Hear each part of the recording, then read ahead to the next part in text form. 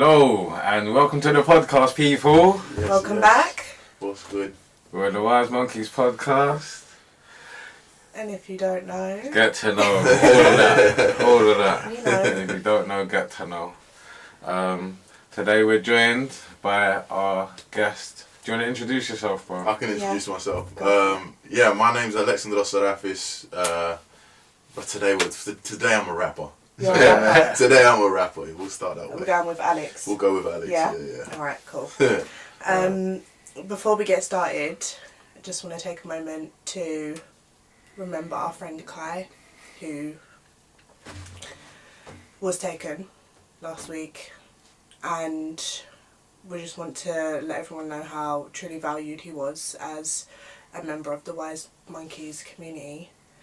And we just want to show you guys just a few clips of how we worked with him and how he supported us. And we want to send our condolences to all of his family and friends. Yeah, man. Big up, Kai. Rest in peace.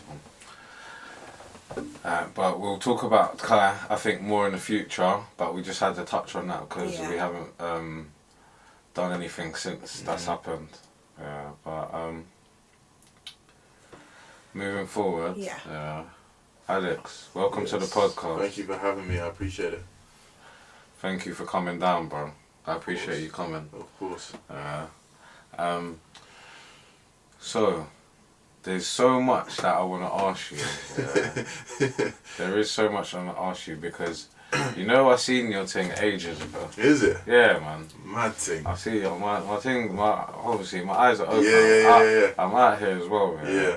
I see your thing. I was like, oh, you're very you're a busy guy, innit? You seem like a tech monster. Really? Yeah. I love that. I'm not, but I love that. That's how it looks. I love that. Yeah.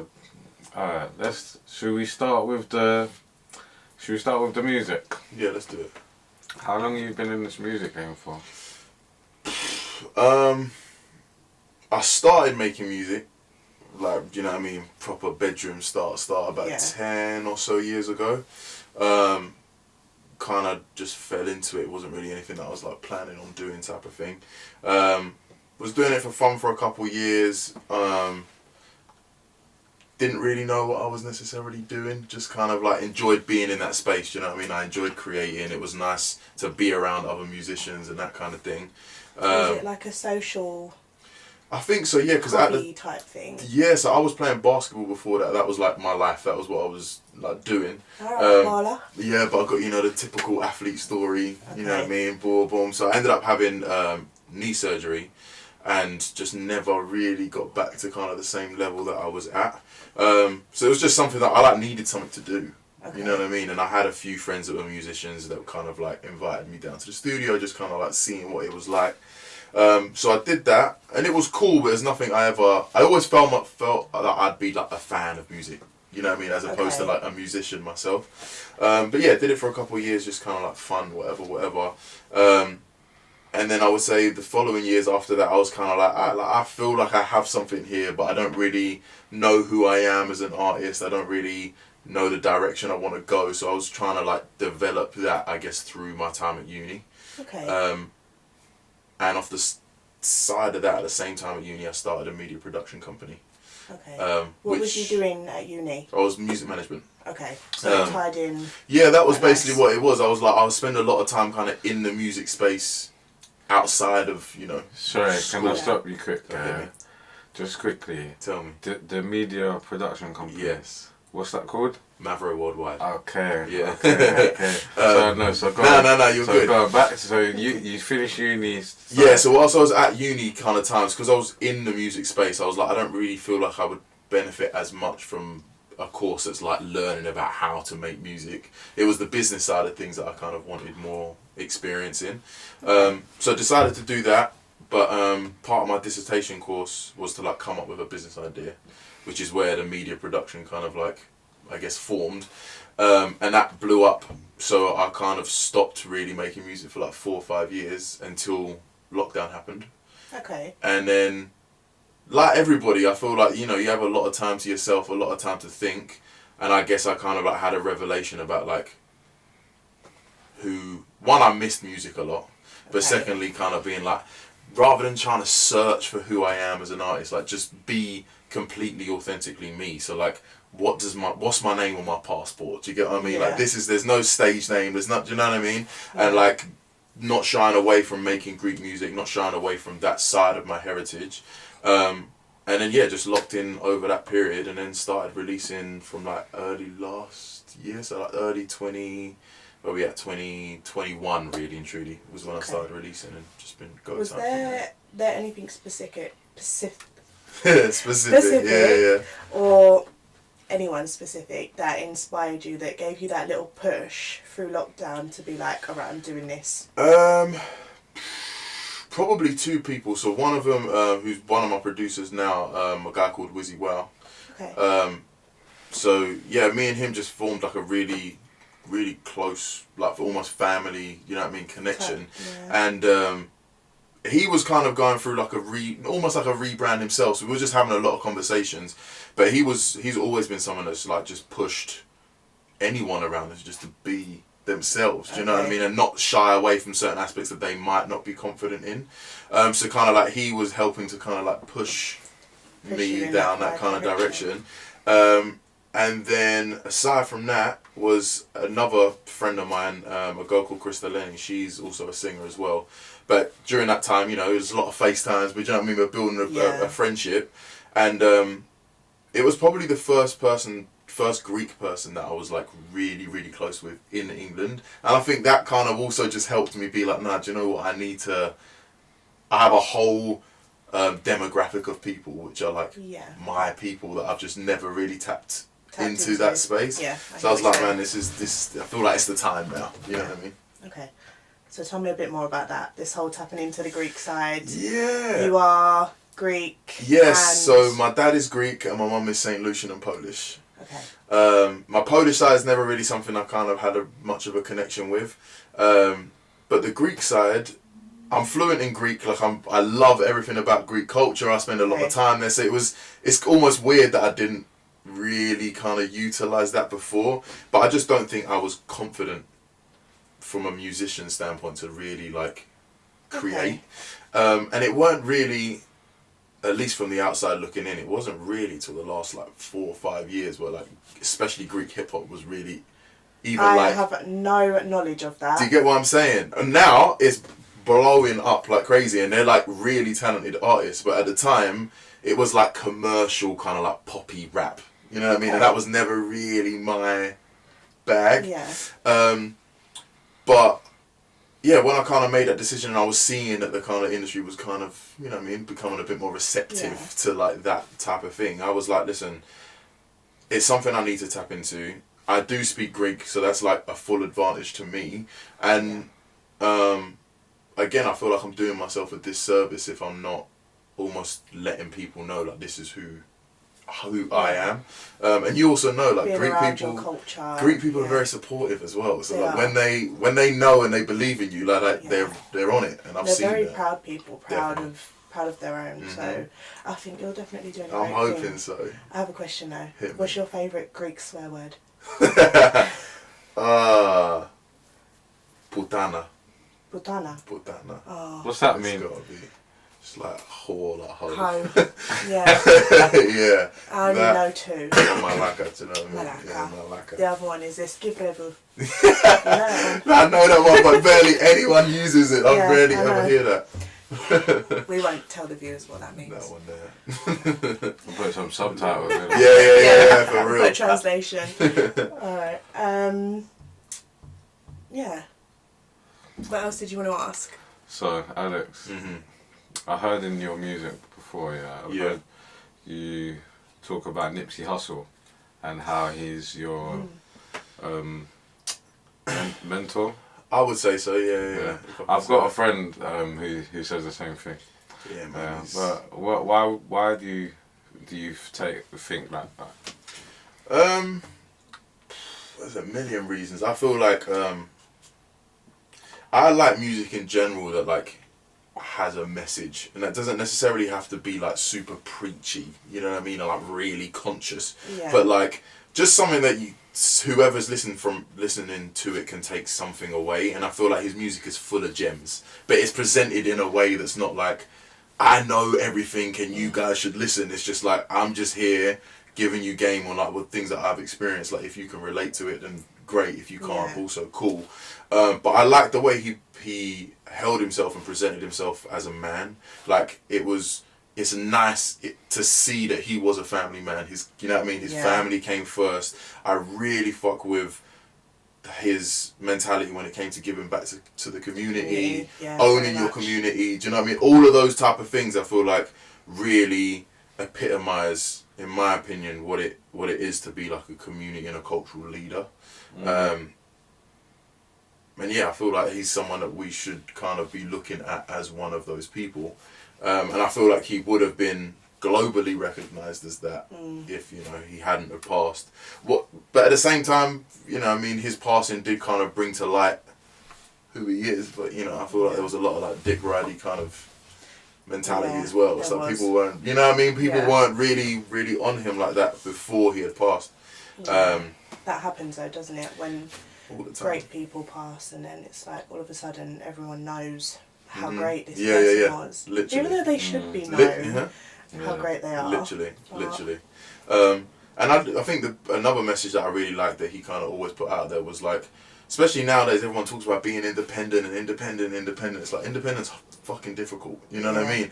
But he always spoke about, you know, like, you just got to position yourself in situations and make business moves which can, I guess, like, assist you on your journey. So, like, I had to go sign with a label because that's what I needed at the time, you know what I mean? Until I had my leverage. It was just very much like, I'm just being open and transparent about what I'm doing, rather than, which I feel like a lot of artists do, they just kind of like, oh yeah, I do this all on my own, but like, it's a lie. You know what I mean? So yeah, man, I appreciated that. I think the whole label thing, people get signed and they get carried away. Like, they think it's their money. Like, they forget what the money's for. Because of the life that they're coming from, mostly the genre as well, like the rap genre, and they're the people that's moaning about their deals, because they thought that was their big payday, because of the life they're coming from, of having nothing. Definitely. So like, boom, they're finally getting legit money, and they're like, yeah, boom, here's your money, bro. Legit, bro. Raps and raps. Nah, they spend the money, give it away. Forgetting it's a loan. Yeah, you know what I mean? Like, it's not. They need to use that money to do what they've been doing. And make more money out of it, give them back their money and eat. Exactly.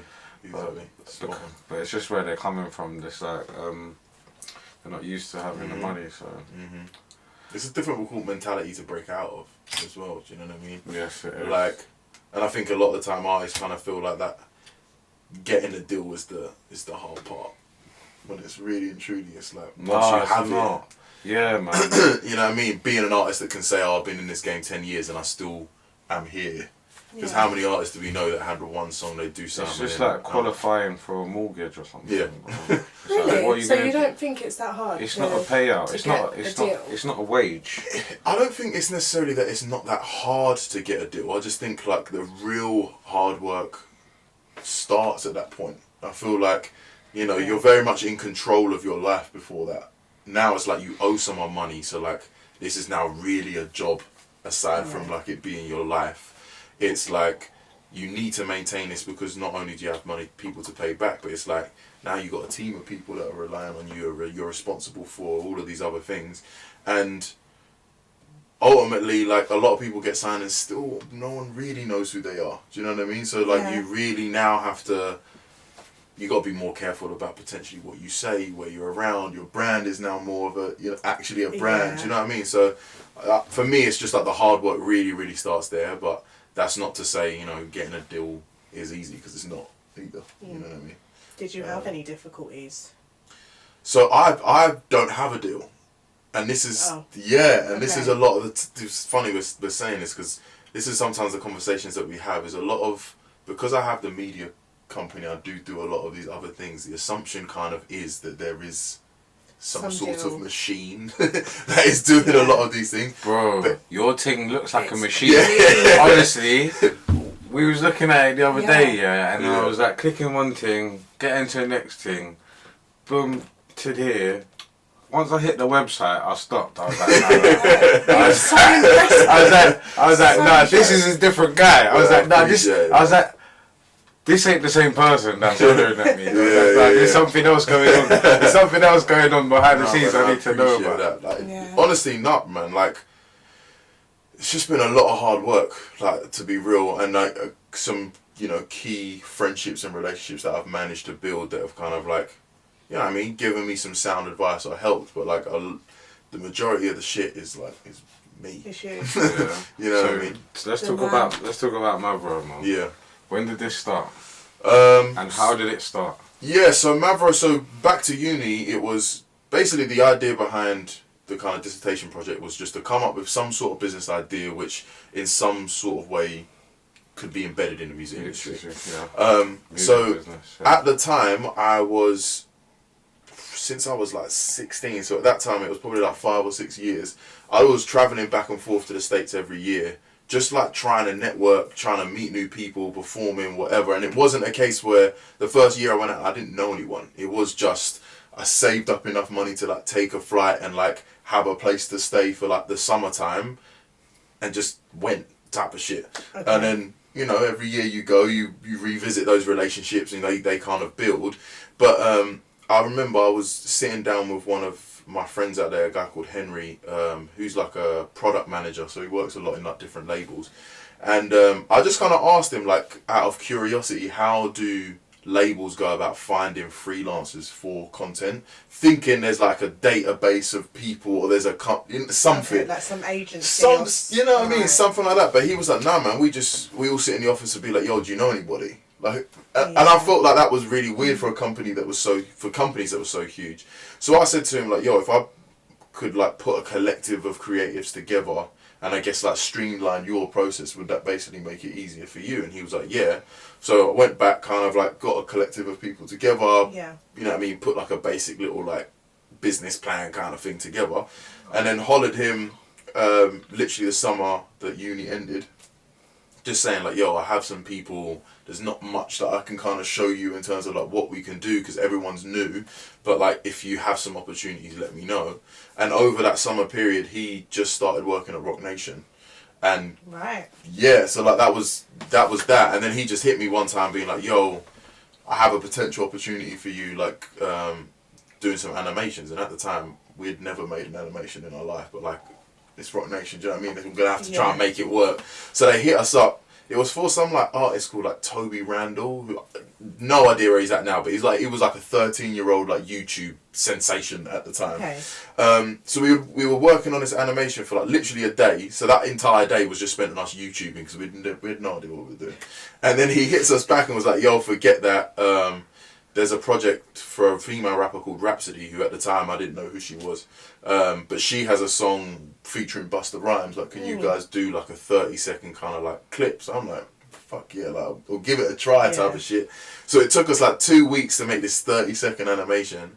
Sent it to him, and again didn't hear back for like 2-3 weeks. And then he just hit me up one day and he was like, "Yo, the whole office is really enjoying this. Like, we want you guys to do all of the animations for the entire album." And then from that day, it was just like, it was gone from there. So yeah, so see the animations, you mean like moving picture or? Yeah, literally moving picture. And as I said, all of that was just like YouTube University. How much time did you spend on YouTube? Literally, at the time, I was running the business with a business partner, and he had like a graphic design kind of background, so he knew the drawing aspect, but like the moving aspect was like something we were both unfamiliar with. So he would spend the time drawing whilst I'm YouTubing how to use these programs to like make things move. Okay. And you know what I mean, every day we're just making adjustments as we kind of go, freestyling. But one of the things that we said to each other was like, we didn't want to look at any other styles of animation because we didn't want to kind of like look like anybody, you know what I mean, and subconsciously copy. But I think that's what I guess got us through the door, because our stuff kind of looked different to what the people were doing at the time.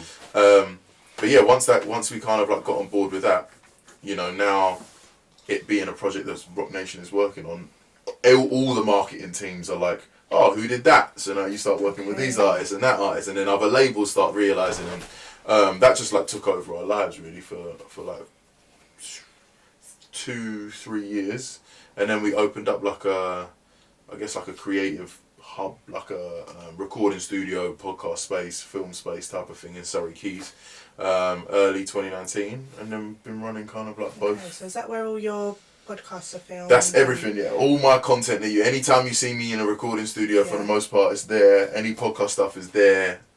Yeah. Is it a big space?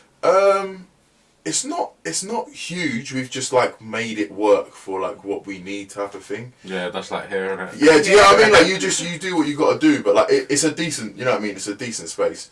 But yeah, I guess that's kind of like how it like kind of came about. But yeah, man, I had some incredible experiences and was able to work with like some really, do you know what I mean, artists that I had always been a fan of for years. Do you know what I mean? So like I've been blessed in that regard. But I spent that whole 4 or 5 years not telling anyone I made music. So like a lot of the people still to this day don't really know that that's something I kind of do. Just because I never wanted to be that guy that walked in a room and being like, oh, like I also rap, kind of like I do this. You know what I mean? Like I'm here to just focus on what you guys are doing. I'll work on whatever it is, and the people that I have good relationships and close friendships with, like I'll kind of like let them know. But even to this point, like I still don't really feel quite at the level that I'd want to be before I really ask them for help. Just because, you know what I mean? Like I feel like it needs to be something that it feels mutually beneficial. Your music, is polished. I appreciate it. And your videos are next level. The qualities. Your videos are looking like American things. Yeah. Who produces your videos? You? So is that part of your media company? Yeah. So we pretty much offer anything that an artist would need, from animations to music videos. We've done like tour merch. You guys do studios space? Everything. You do podcast space? Everything. Literally everything.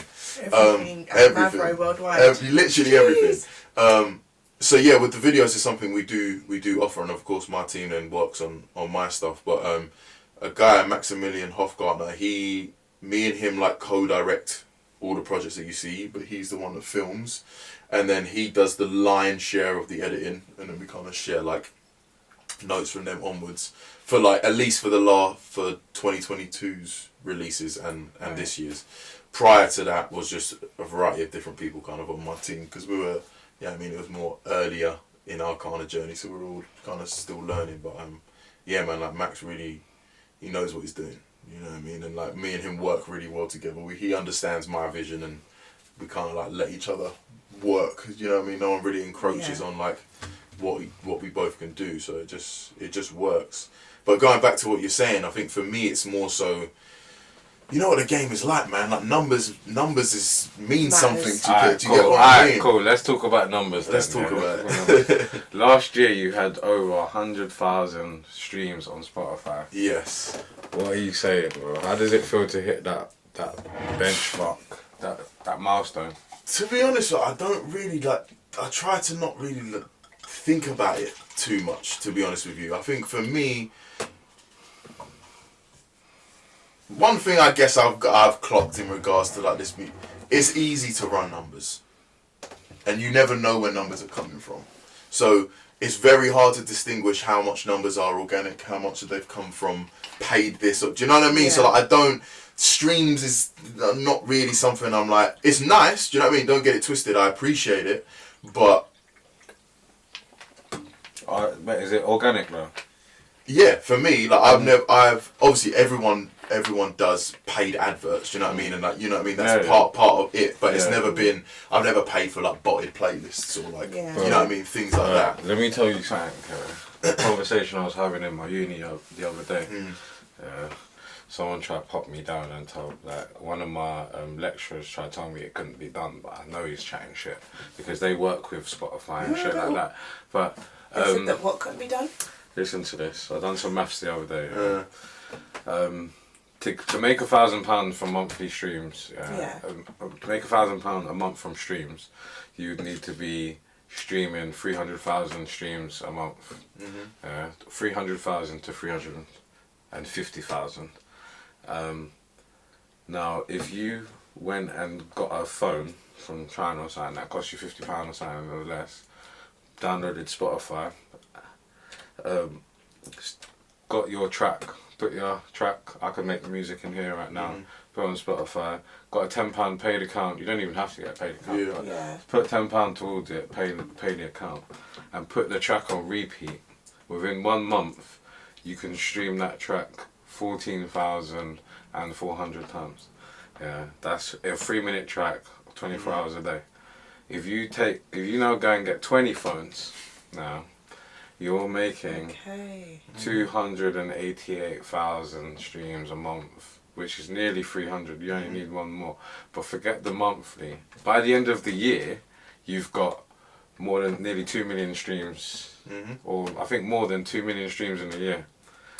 That's numbers. Like, is that having it like constantly on repeat though? Yeah, and only just check it, and you can, but you'll pay, and on top just of one person, one account. On top of that, you will be paid $1,000 every month. On top of having those numbers, you'll be paid back 1,000. It might cost you tenner an account on each phone, but that's only £200. You'll get $1,000 back at the end of the month, and then you can use that money. By the end of the year, you can pay big man for a feature and say, yo, well, I've got 10 racks for you, and I've got 3 million streams on Spotify. What are you saying? Put me on the radio. Do you get what I'm saying? Yeah. And a lot of these labels use bots and that. Botted farms. Yeah, so they use that, yeah. One guy has 300 phones and, you know what I mean, loads of them up. But like, I try to stay away from all of that as much as possible, because it's like, you can't sell no tickets. Yeah. You know what I mean? And really and truly, that's where like the real money's going to come from. Yeah. And like, I like performing, do you get what I mean? So I want to be able to like do these type of things. So for me, when it comes to numbers, it's more like gaining organic followers. You know what I mean? Like, what's my following? That is the real money. You get what I'm saying? What's my following saying? Like, when I really decide to like put on a show and promote a show, how many people are coming to the show? Do you get what I mean? Like, those are the things that I kind of look at. So, and I guess those are the milestones that I look back on more so than like how many streams did this make or that make. We're gonna be hosting a show. The next one should be April, I think now. At my university. It's going to be in collaboration with LCCM, the music university that I've started going to.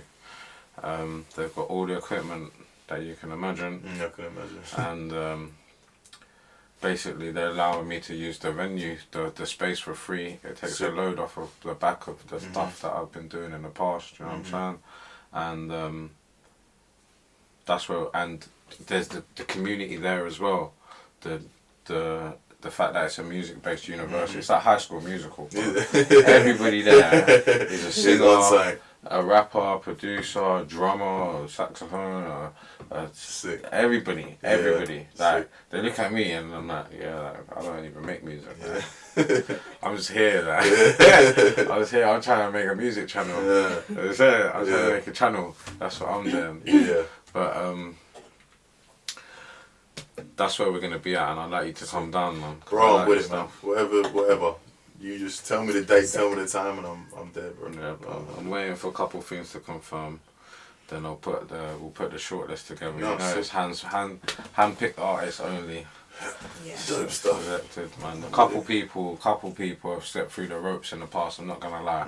Yeah. So when you look on the YouTube and you think, how did this person? And think, I'm just nice, innit?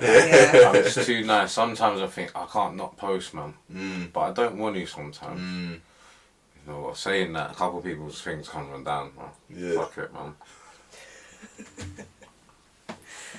Let's get back to the music. Yeah. You dropped a track called Woman Like You. Woman Like You. You Gonna tell us about this track? Woman Like You. It's the first single off of an upcoming EP that I've got, which is dropping the 17th of March.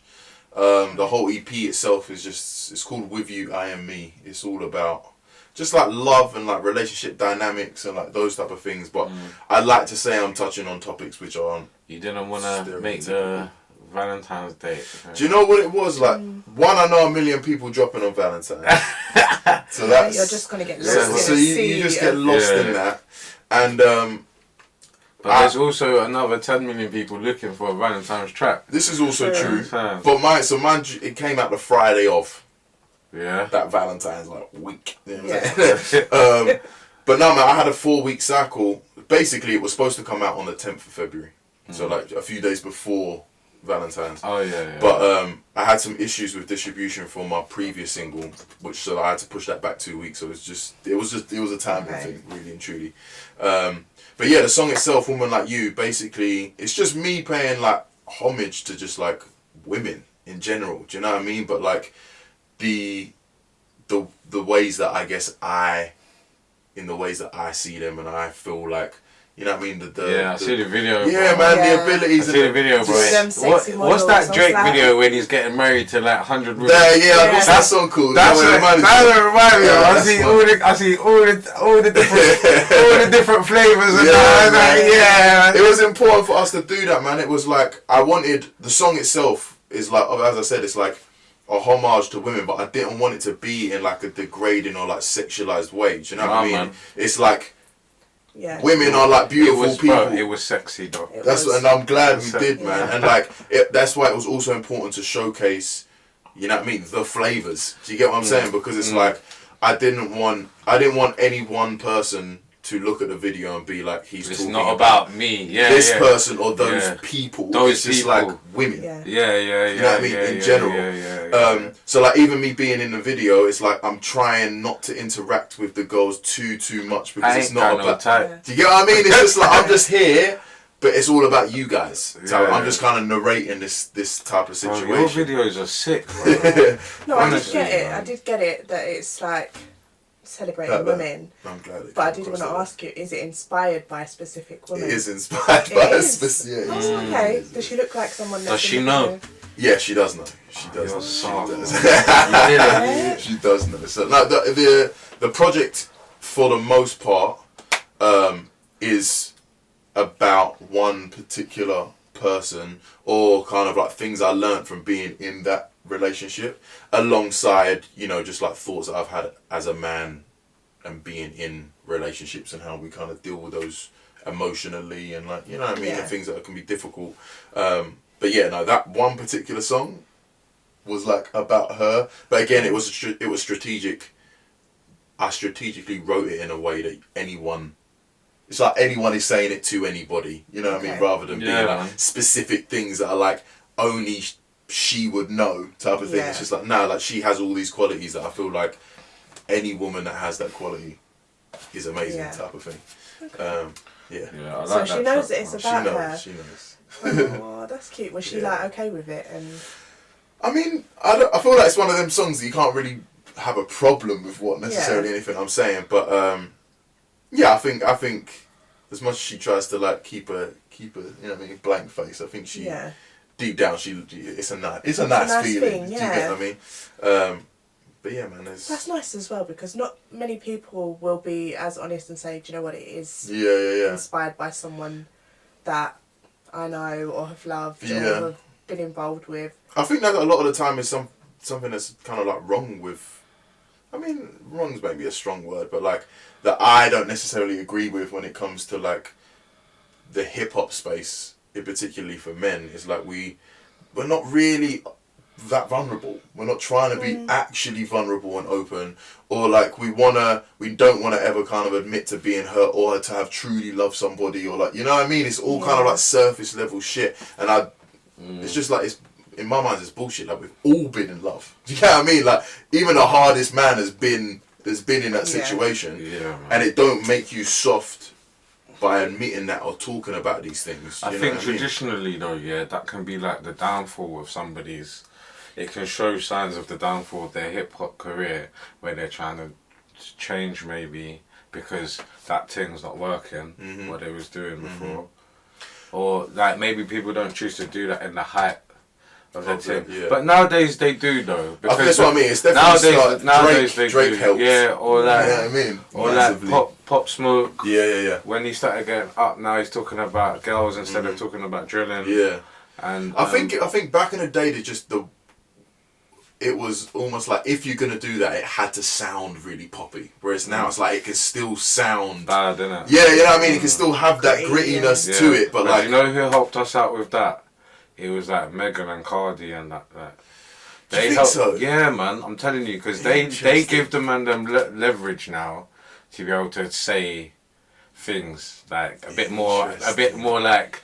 And it's not like a diss. You know what I'm saying? You can talk about women in a certain way, and it's not a diss. It's that point I'll take.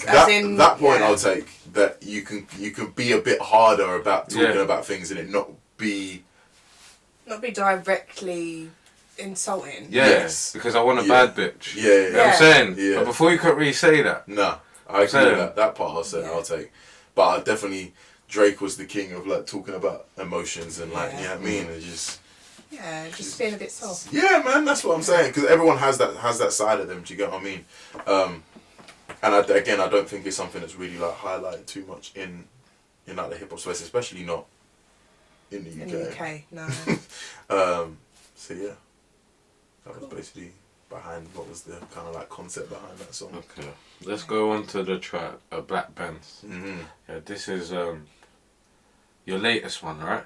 So it came out just before Woman Like You. So a couple of weeks before. A couple of weeks before.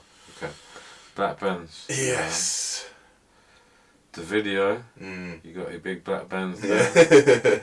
Yeah. Is that shot in your studio as well? So half of it is, and half of it, the one where the actual Benz is inside, is at a different studio.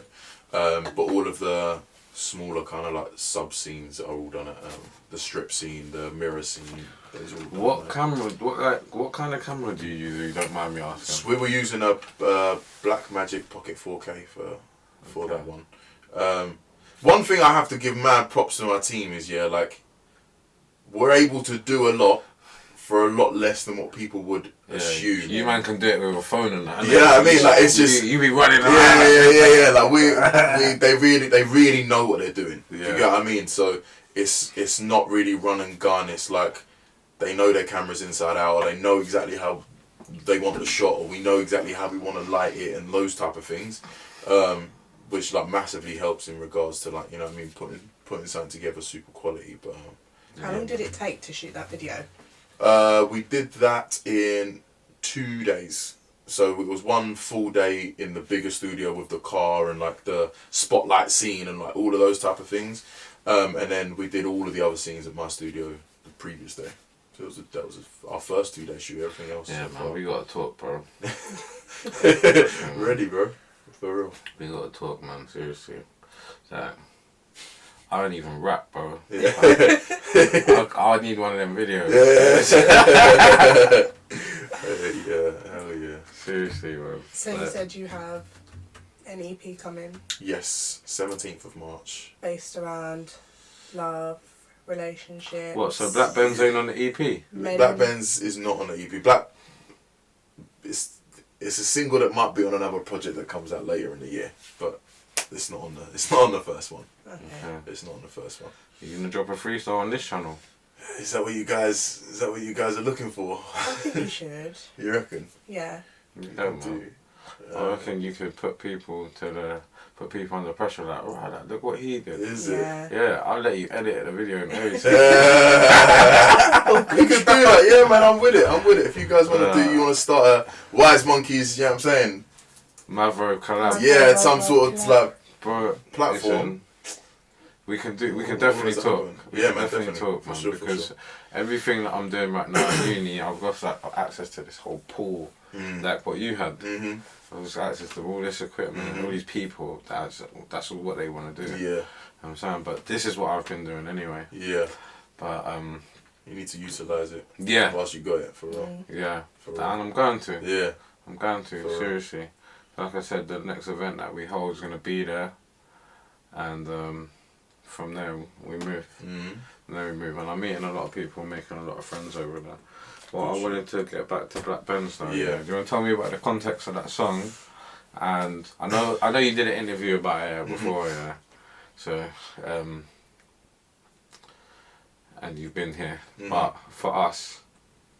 You want to tell us about Black Benz? So just for the people at home that want to go and see it now. Yeah, for sure. And you might see some little clips of the video, coming up Thrown right in now. there, yeah. Yeah, hopefully we don't get copyright. No, you're good. I sign off. Yeah, Black Benz in general, basically that song just stems from like frustration, really and truly, with like certain conversations I was having with certain friends or people that are around me that were kind of like, you know, in the streets. And just some of the conversations that we were having that I kind of felt like, you know, they were talking about the difficulties of being out or the things that come with that, but you kind of don't want to leave it. But you don't want to say, you know what I mean? But don't want to say I don't want to leave it. Do you know what I mean? There's kind of like battling between those two. So it took me a while to put that song together because, like, again, I didn't want it to be a song that came across preachy because I'm like, I don't know no better. Do you know what I mean? And I am not in the streets like that. Do you get what I'm saying? So I'm also not trying to come across like that. But I have lived life. I've been around a lot of things to kind of like, you know what I mean? I have my experiences, put it that way. And I guess trying to like offer maybe a different perspective or some of the things that I was trying to say in those conversations in kind of like music form, because like it never ends well. You know what I mean? It never ends well. So like it was an important topic for me to kind of like touch on, and I'd like to think that I did it in a way that kind of, you know what I mean, spoke to the necessary people, but can also, you know what I mean, can be related to anyone really and truly, in a way that doesn't come across too preachy. Well, I just wanted to know a bit more about your plans for the Greek side and the music for later on in the year. I don't know, do you want to touch on that with me? Yeah, we can touch on that. So I put out one Greek single last year, which was like, it's like if UK funky and like Greek pop had a baby with like Greek instruments. Like it was like that kind of, it was like a dancey kind of like clubby type of feel. You can send this to me after. Yeah, no, I got you. Right. But I haven't actually put out any like Greek straight rap projects. So this year I will be dropping a Greek rap project. I'm not really trying to give away the dates and all of that type of shit yet, but it'll be a small EP that's kind of like focused on that. I think it was important because, like, you know, I'm a rapper. I have this Greek side of me, and I tell people that, but like, there's nothing for them online to like see that side of me.